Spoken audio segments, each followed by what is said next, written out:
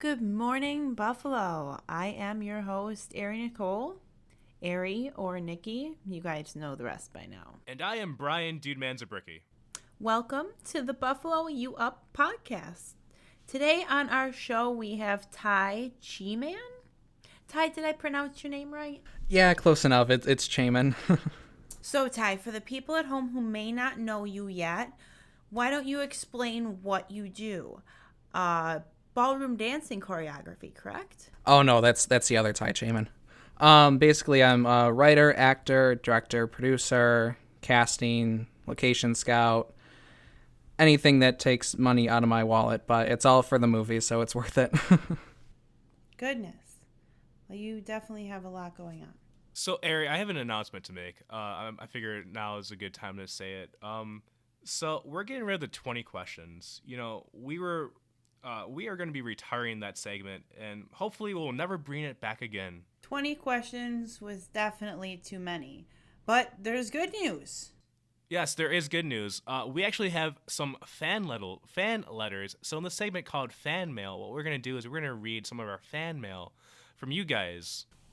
Right here on the podcast. And for those listeners at home, if you want to send us questions to ask our guests, send in questions over at Facebook at the Buffalo You Up podcast /Facebook. If you want to send us questions on Instagram, it's Buffalo You Up as well. One word, no spaces, and no podcast at the end. Soon we will also have a Twitter, whatever that is. So, Ty, here is a letter from this girl named Abigail, and she's a little 6-year-old girl. So you ready for this one, Ty? Yeah, I think so. So she says, Ty, what's it like to be an adult? What's it like to grow up? Essentially, I'm 25 now, and I wish I was 6 years old because the world is a bit expensive, and it's all about new, exciting things and stuff. But just sometimes I wish I could just kick back and watch Saturday morning cartoons again. Okay, this letter comes in from Peter. This was sent to us at the Buffalo You Up Facebook page. Peter writes us over from Amherst. Velcro or laces? Good question. For your shoes. I would hope so. Velcro is really easy. It's just, I'm always in a rush to get up in the morning, especially whether it's running to work, taking the dog for a run, or going to the set. But I like to be classy in my age, so I'm going to have to say laces. So this question comes in from Derek, and Derek is from Lake Erie. Okay, so Derek writes in, he says, Dear Ty, thank you so much for coming on the Buffalo You Up podcast. Do you have any advice for a up-and-coming writer? Who do you do you do share writing, or do you mostly do it by yourself? Do you have someone who's almost like an editor for you, or do you mostly do it by yourself? What is the writing process like? Hey Derek, mainly I do it myself. There are a couple scripts that I'm working on now that I have reached out to external writers and stuff like that. One locally and stuff. She's actually out in Akron, Kristen Skeet. She wrote and directed Murder Creek last summer, which a lot of people on set became friends and just transpired into other productions. But yeah, we started writing our newest production, which is called Alive Fallout. We're shooting it this fall. And the thing I love about it is, I was so blown away with how Murder Creek turned out, not only the story, but just the quality on set. So Alive is a zombie apocalypse series and stuff that we wrote back in the day, and it's more of we're revisiting the story of it after all these other feature films that we worked on. And I wrote all the present stuff for the current events going on for the film, and then I reached out to her, and I'm like, I'd really be blown away if she wrote the flashbacks for this, and I'm super excited, and it's one of the first times I ever reached out to an external writer for it, and I think there's going to be a lot of good stuff coming from her. Will you be bringing back previous characters from the Alive series? Or will this all be new characters? A tiny bit of both, but I can't say much kind of things. All I could say, it's since we did release online what would be the first episode of the second part, and this is going to be basically a chapter 3. it does take place 4 years from that time jump, and it is on the other side of the United States, but we might see a familiar face or two or three, but a lot of it is based off of just new characters in a new environment. And the creepy part about this is we released the script to a couple people, and they're just completely blown away of how much anxiety the script gave them for the tense moments. Sounds interesting. Thank you.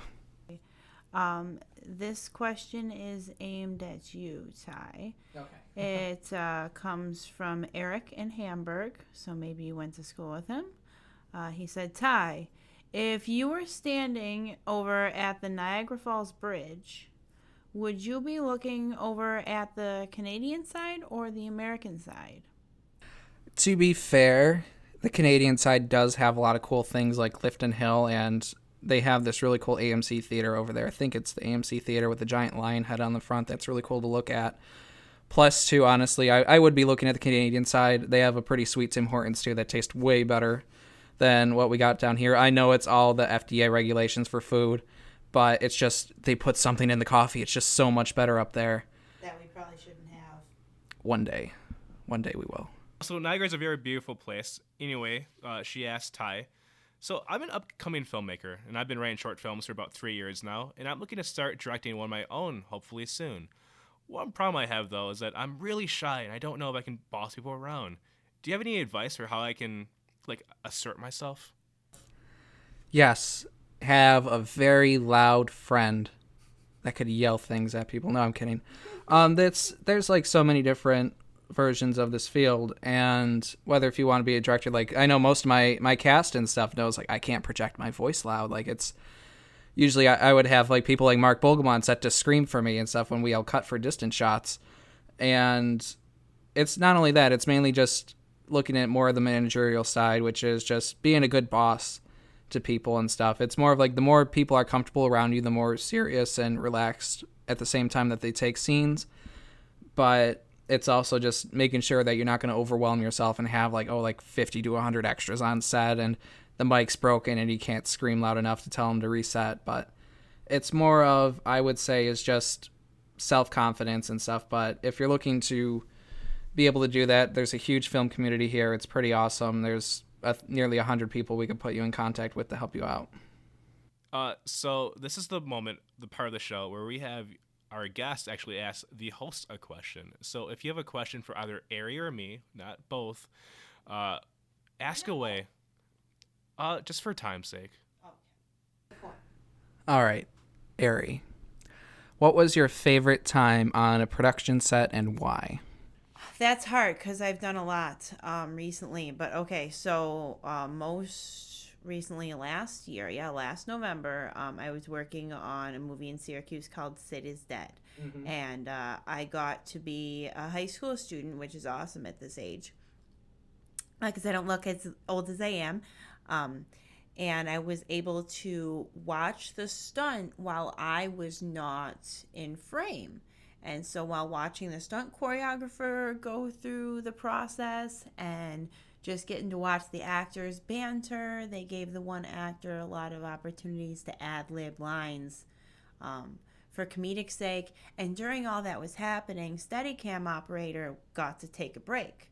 So Steadicam op and I got to chat a little bit behind the scenes, which was pretty cool. And by the time we were ready to switch cameras and he was ready to get back to work, we had networked, and turns out he was the Steadicam operator on the Avengers. Oh, nice. So you never know who you're going to meet, even behind the scenes. And he and I still keep in touch to this day. I did an Avengers promotion tour and sent him a few pictures, and he gave me a call. So you never know who you're going to meet on set, and it's always good to network with anybody who may come up. That's awesome. All right, we have to take a word from our sponsor. We will be right back.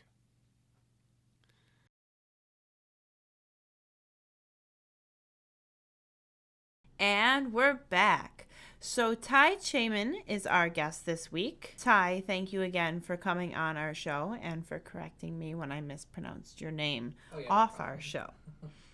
right now. We would love to hear about everything you've got going on in Buffalo. Now, I know a little bit about Not Another Monster Movie, but I would love to hear more. And, of course, about everything else you've got to tell us. So we have a lot going on in Buffalo right now, and this is the part where Mark Bogelman and Brad Spiotta usually jump up behind me with like duct tape to try to prevent me from telling like spoilers and stuff like that, but they're not here tonight. So yeah, we shot Not Another Monster Movie in about 14 production days throughout the span of 1 year. Essentially, it's just we meant to make it a Halloween movie, and the weather hit us a lot faster than we anticipated during the production schedule. Just basically all the leaves turned from green to brown to nothing within a week. That's Buffalo weather for you. Yep. And so a lot of our pickup days basically just got moved to springtime, and we wrapped, and it was perfect and great. It is a sci-fi horror comedy, and yeah, we have the test cut going between a few of us producers right now, and everybody loves it and thinks it's super hilarious. We did shoot post credits, so maybe there's a sequel in the works, maybe not. But we also the cool thing I love about it is everybody branched out and started working together on other productions, and I feel like with this movie, we found our golden team of like people behind the scenes, and not only that, but actors, but also people that know where to get locations from, which right now is huge in Buffalo, finding a place and all the film permits and things like that. But I partnered up with another director, and her name's Kristen Skeet, and we're going to be she's going to be directing Alive 3, which is going by the name Alive Fallout, that I personally wrote, and we're going to be starting that up in October. And then throughout the rest of the fall time, I'm working on another production called Silent Night, starring Ashley Sherbaki. And the cool thing about this kid is she's 15. She has speaking spots on HBO's Divorced. And she's our lead for this. It's going to be kind of like a Home Alone, but more modern day laugh comedy, injuries, stuff like that, of people trying to break in the house. And then next summer, we're set up to do our next feature film called Little Green People, which is a sci-fi comedy. Is there any other things that you'd like to plug in this last 1 minute that you have? There's just so much to say, so little time to say it. Well, I mean, we're gonna come back for final thoughts, but I mean, if there's anything else that you have going on right now that people could find you at, that I just started up a Twitter not too long ago. You can find me at Cheman Tyler. It's like that at Cheman Tyler thing that Twitter does, or something like that, to tag people. I did reach my 10,000th post on Instagram at Ty Cheman on Instagram. So if you want to see my life for the past 8 years, it's all on there. So we're taking a word from our sponsor, and then we'll be right back. So stay tuned. You're listening to the Buffalo Yo Podcast.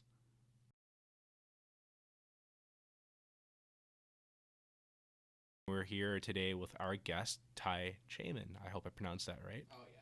Great. I'm the worst at pronouncing names, by the way.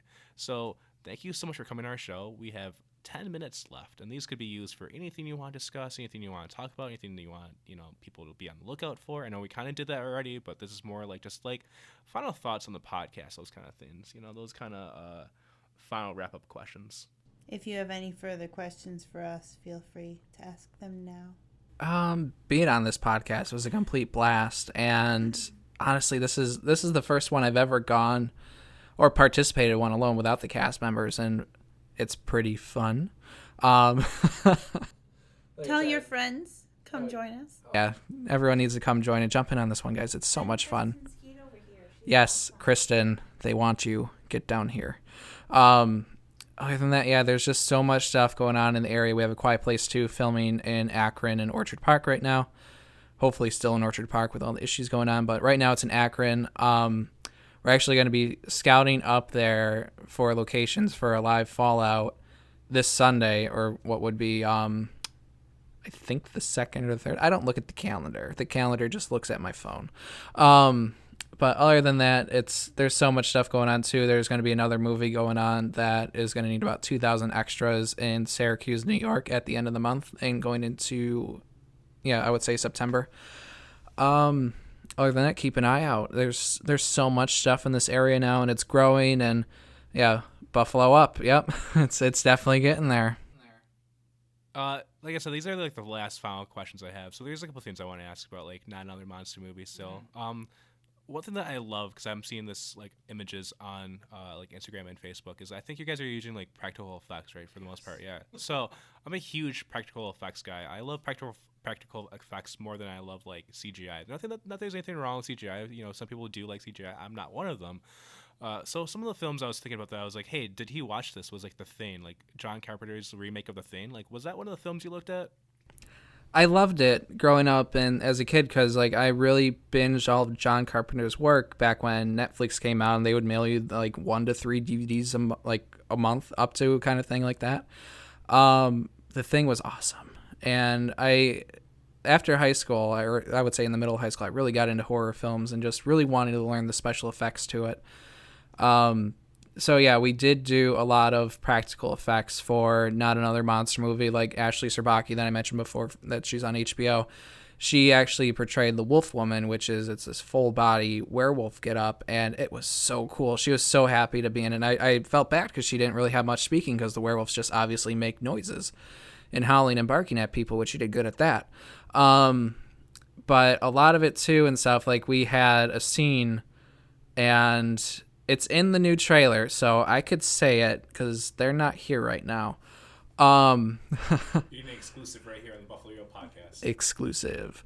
But there's a clip and stuff that Paul McGinnis is being chased by vampires, and one of them turns into a bat and tackles him to the ground. And little do people like have seen behind the scenes, because we were such a close set, was I was moving with the camera as Kristen Skeet is waving this giant foam bat. This thing probably had a wingspan of like 4 feet at Paul McGinnis, knocks him to the ground, and it like perches on top of him trying to bite him, and he has to hold it back. As this happened, we did 3 takes on this. I looked over my shoulder, and a car, because slowed down on the side of the road to try to figure out what we were doing. And it was just, it was so funny. And they just like immediately started driving really fast away. I'm like, oh, it's just Buffalo making movies. So yeah, it was very, very practical. It came across as super hilarious, and we really can't wait for everyone to have that moment to laugh at. And we did have another moment with Mick O'Keefe. He is 100% someone to look out for. Super artistic, super funny, super original. He's very, very far out there, but he's still there kind of thing. And he was able to play one of the vampires in the movie and stuff, but he's quite an amazing filmmaker and stuff, and I know he does a lot of practical effects too, and definitely keep an eye out on him. He's super cool. So where can we see this trailer?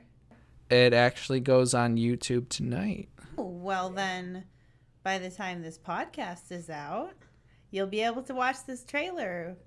What do we look up on YouTube? Not Another Monster Movie, 2019. Okay, but the actual YouTube channel, though. LC Films and Entertainment. And we'd love to hear where we can find you on Instagram as well and Facebook. At Ty Cheman. I have 3 Facebooks. 2 of them are hacked. I mean, look for the one that has the most recent photo of me. I know I've gained weight in the last couple of years, and I'm working on it. You should change the name The Real Ty Cheman. I like that. That does sound original. Sorry. So again, I love talking practical effects, and I don't want to talk this to death. But again, you talk about like werewolves, and yeah. So I think about like The Howling and like American Werewolf from London. Mm-hmm. Like, which one would you say is like if you had to pick one or the other, which one could you not live without? I would say American Werewolf from London. They did 2 versions of it, right? Well, they did in Paris, which wasn't as good. So it was a sequel. True. Yeah. So I think they only had the one. It was, I would say and stuff, it's one of those things that when you watch, I loved going in blind to movies. Like a lot of the times I don't watch previews and stuff. If I see a title that I might be interested in, I don't know how Cats will play out. I'm going to try to avoid it. But yeah, it's just the visual and practical effects that they used in the werewolf film and stuff was just completely amazing. And as like a young adult at the time, it did really inspire of what could be done and affordable in an indie background, which we've really grown in Buffalo. But The Howling, I'll be 100% honest, I fell asleep after 10 minutes. And it was one of those things, it was on Netflix for a short run. And it was like 2 a.m. I had someone over, nothing bad or anything like that. It's a bunch of friends like decided to camp out in the backyard in the middle of the summer. And I'm like, okay, like I'm just going to put on the Halloween and see if anybody watches it, and just out cold. And I was like, oh, like they must have really liked the movie because it was like, it was great. All the pizza's gone. So I'll try to revisit it and give it a rewatch, but I prefer the other one over the Howling. See, I usually do An American Wolf in London. Like that's my Halloween movie that I watch once a year, every Halloween. That is my Halloween film. I'm sure that you probably, Ty, what's your Halloween film? Like what do you have to watch at least once every Halloween? I would say there's 2 films that I make sure I always have time to watch. One of them is Trick or Treat, and then what was the name of the other one? I'm trying to remember to myself. Oh yeah, Monster Squad. Monster Squad was a huge one that I fell in love with after watching it for the first time and stuff, because that had nearly like everything was practical effects, especially with how they did the creatures and stuff. And yeah, those are the 2 I'll definitely like clear up like 4 hours of my day to kick back and watch. But also, Not Another Monster Movie will be making also a special Halloween night showing. The whole entire story takes place on Halloween night, so get ready to get scared and have a bunch of laughs.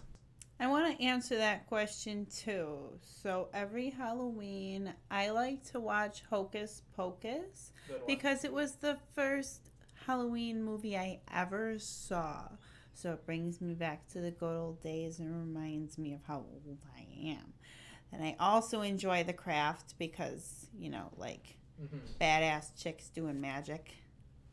Need I say more? Right. We're going to take a quick commercial break.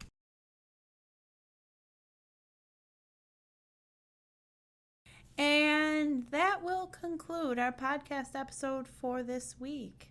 Ty, it has been great catching up with you again. I love hearing about the projects you've been working on, and I'm super excited to see them when they come out. Would you mind telling us when the next one comes out, the soonest one that we'll be able to see? We do have an official release date for Not Another Monster Movie, but we're going to announce it towards September. But it will be playing this October and stuff. It's just more of the date specifically is what we're going to do to surprise people. Gotcha. So you do mind. Yes. That's okay. Thank you, Ty. We still appreciate you. I could feel Mark and Brad and everybody on the crew yelling at me not to say the day in my head. This means that we need to follow your page to keep up on the updates for that. Well, that's it, Buffalo. I am Ari Nicole. I've been Dude Man. And this is the Buffalo You Up podcast.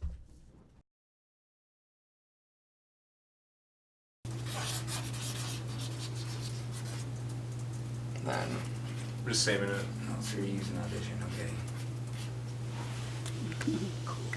Awesome.